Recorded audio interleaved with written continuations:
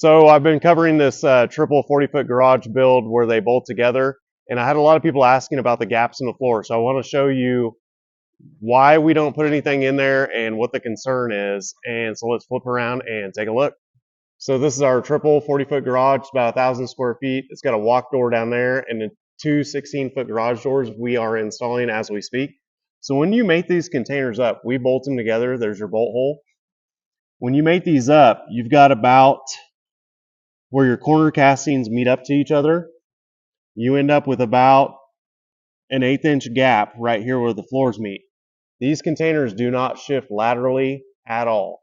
So the only gap you have there is an 1/8 inch gap. You could fill it with a vinyl T-trim, and sorry for all the trash in here. You could fill it with like a vinyl T-trim, but nothing can come through that gap, and the floors of the containers do not need bolted together because they do not move around. So other than some sort of interior finish on those, I don't think there's anything you need to do with them. So there's one more little technique I want to show you inside for cutting doors and windows, but I wanted to address the floor situation on these garage builds. And here you can see we've got the I-beams on top. That's for snow load and rigidity. We weld those on top. Those are all painted. And so this unit's about to ship. We were waiting on the garage doors for like 10 days, so it kind of held everything up.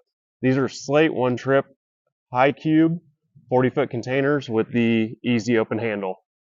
So I will go in here and show you a little trick we use to cut containers, and thanks for watching.